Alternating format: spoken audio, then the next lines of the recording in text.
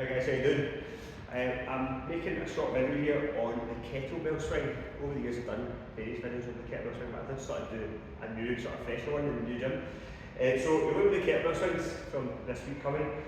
I just want to quickly try and go over it as best I can. It doesn't take too long, but at the same time it takes a few minutes to go through the main points.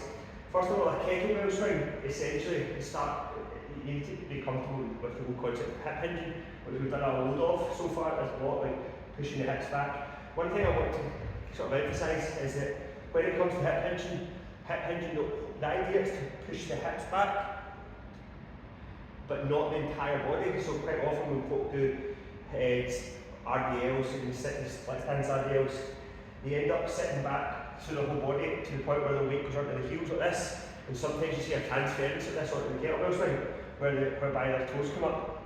So what I want to say is the focus on hip hinging generally is the hip movement goes back, but the weight stays like balanced over the whole part of the whole foot, the heel, but also the ball of the foot. Okay, so I want you to be really aware of that when doing this exercise.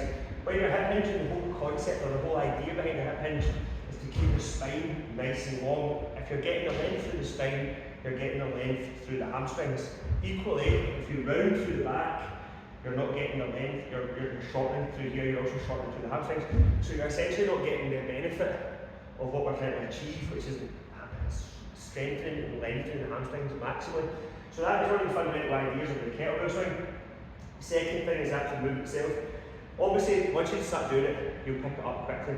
But what I want you to really think about is when you see this movement done online, perhaps on various gyms and stuff, you might think it's a bit of a shoulder movement. It's not. The shoulders are redundant in the kettlebell swing. It's a hamstring exercise, a glute exercise, and a core exercise all mixed in, and it's done in a sort of dynamic way.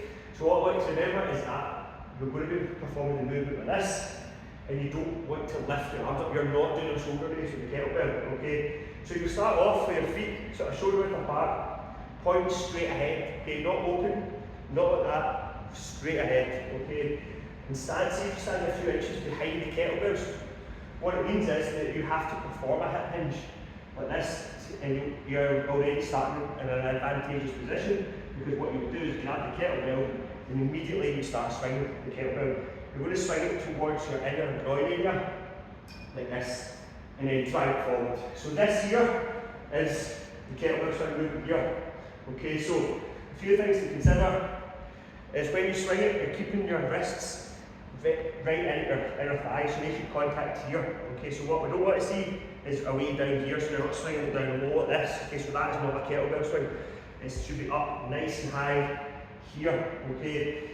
The second thing I want you to remember is, like I said, it's not a shoulder raise. You're trying to generate the power from the hamstrings and the glutes, like a standing up hip thrust. So it's at the top of a hip thrust, we're getting to perfect tilt like this. It's the same idea with the kettlebell swing. You're trying to drive the weight out, you're trying to nudge it out in front of you, like that. So your wrists are in contact with your thighs. You're here, and then you're going to tilt, you're going to start to drive through and tilt the pelvis the way you do the hip thrust. Squeeze the glutes, and then it literally nudges the kettlebell out in front of you. And you finish the same way as you do at the top of a hip thrust. Okay, there's your bar there. So what that means is, ribs down, squeeze the glutes in the core. That's your finish position here. You're not swinging through like that way, so you're not using the lower back. So you're trying to ensure that the movement is coming from the glutes and hamstrings, and the movement stops here by that same mechanism, the top of the hip thrust, glute squeeze. And if you do it correctly, your kettlebell just comes to be here, your arm will just come to be here. Keep a slight bend in your elbows, slight bend, and almost imagine, not quite to this extent, but almost imagine that you're trying to hold two books under each armpit, right? That's how little the arms should come out, like this, that move there, see it?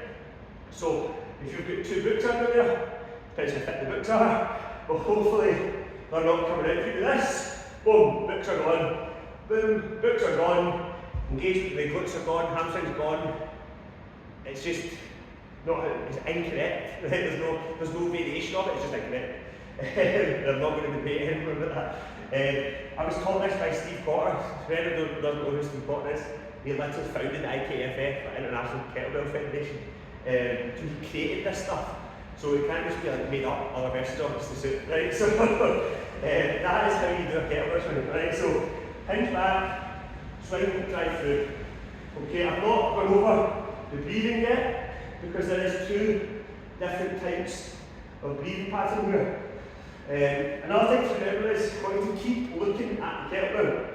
So when the kettlebell goes through, you look forward, you keep rising the kettlebell like this as opposed to this. So you're not doing this with your head. Don't just stay looking forward. Because all that's doing is putting your neck into high extent. So follow the line of the kettlebell with your head, okay, or with your eyes. And the breathing pattern you could try initially would be to just exhale every time you contract the glutes. So like that. So inhale and then exhale. Okay, so like I said, there's two different breathing patterns that kettlebells use, but for the purpose of what we're doing initially, that's probably one to try and master. If you start to get a little bit dizzy, let me know, we can change it up. Okay, so like I said, that's the main fundamentals. Feet shoulder width apart, toes point straight ahead, stand a couple of inches behind it, hinge at the hips, take the kettlebell towards your inner thigh, don't let it swing down, it's not a squat, it's a swing movement, so it's a hip dominant movement. And you're driving through the glutes. Okay, so we don't want to see this. Okay, it's not that movement there, which is a very common error. Okay, so this movement, you're always creating, you're nudging the kettlebell out first. So the common mistake a lot of folk make is they swing, then they squeeze glutes, swing, and then they fall through. I don't know if you notice the difference, but there is a subtle difference there, look. But you've got your swing and then your hip thrust. So that's incorrect. So it's hip thrust. The hip thrust is what drives the kettlebell forward, like that. This point here, there, that's called the float point. And what that means is that for a split second, the kettlebell is weightless. Okay, because you're not holding on to it, you're just allowing the momentum of the kettlebell to come up. So you don't grip it really tight. You don't need to grip it really tight. Weightless there.